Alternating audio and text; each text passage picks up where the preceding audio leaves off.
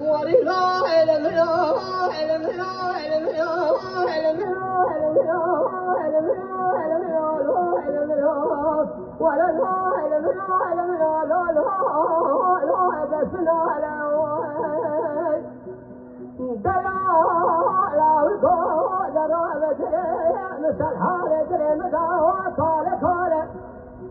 جل العظيم ولا تخرب نفاش طائر